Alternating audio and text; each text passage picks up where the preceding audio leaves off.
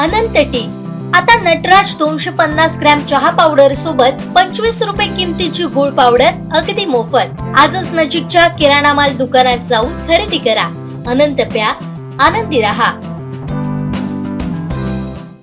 सावंतवाडी मतदारसंघात बाहेरची घाण नको। सिंधुदुर्ग जिल्ह्यातलं सगळं चित्र परफेक्ट झालंय। बाप गेला आणि दोन्ही मुलंही गेलीत असा टोला मंत्री नितेश राणेंनी हाणलाय। बघा मला असो, प्रभाकरजीला असो, महेशला असो, आम्हाला अगर रवी चव्हाण साहेबांना, आमच्या राणे साहेबांना, आमच्या फडणवीस साहेबांना अगर आम्हाला विश्वास द्यायचा असेल की साहेब आता ह्या सावंतवाडी मतदारसंघामध्ये ही बाहेरची घाण नको, जी घाण गेली आहे ना ते बरं आहे। बघा तुम्ही सिंधुदुर्गचं राजकारण बघा ना, काय एकदम परफेक्ट झालेलं आहे। सगळीची सगळी घाण बाहेर गेलेली आहे। म्हणजे आता कदाचित आम्ही स्वप्नातच पाहिलं असेल की सगळी माकडं एका बाजूला आणि आमचा पक्ष स्वच्छ, सगळी घाण। म्हणजे बाप पण गेला, दोन्ही मुलं पण गेली आणि सगळंच गेले। एवढं चांगलं झालेलं आहे। आणि म्हणून ह्याच्यानंतर आपण फक्त त्या पद्धतीने आम्हाला तुम्हाला विश्वास देण्याची आम्हाला गरज, तुम्हाला विश्वास देण्याची गरज आहे की सावंतवाडी मतदारसंघ म्हणून आम्ही ताकदीने या पुढच्या सगळ्या निवडणुका लढू।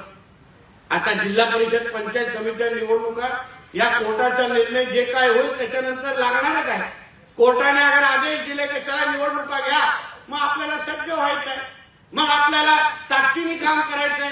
आणि मग जसं तुम्ही आता या संघटन पर्वामध्ये तुम्ही आज जिल्ह्यामध्ये ज्या ताकदीने तुम्ही आज सभासद नोंदणी केली आहे, आपल्या कणकवली मतदारसंघामध्ये सभासद होणार, आमदार तिकट आहे, पालकमंत्रीचे, त्याच्यात काही नवल नाही, मला काही भूषण वाटत नाही। ताकद तिथे असल्यामुळे कार्यकर्ते काम करणारच, पण खरी ताकद सावंतवाडी मतदारसंघाने दाखवून दिली आहे। म्हणून तुमच्या लोकांचा कौतुक। इथे आमदार नाही, तिथे कोण नाही, पण सगळेजण तुम्ही सगळेजण एकत्र मिळून पक्षाला ताकद मिळवण्यासाठी जे काय सभासद नोंदणीच्या निमित्ताने तुम्ही जे झलक दाखवली आहे ना, मी तुम्हाला सांगतो पक्ष नेतृत्वाने याची निश्चित पद्धतीने दखल घेतली आहे। याची तुम्ही चिंता करू नका। तुम्हाला पुढच्या निवडणुकीमध्ये कळेल, जेव्हा आमचे चव्हाण साहेब असतील, राणे साहेब असतील, फडणवीस साहेब असतील, आमचे बावनकुळे साहेब असतील, ते हक्कानी जेव्हा सांगतील तेव्हा सावंतवाडी मतदारसंघ, अरे बाबा ही तर परिस्थिती एकदम चांगली आहे, एवढे सभासद नोंदणी झाले, एवढे क्रियाशील सदस्य झालेले आहेत, टार्गेट आता जसं मनीषजी बोलतील तो पण पूर्ण होईल।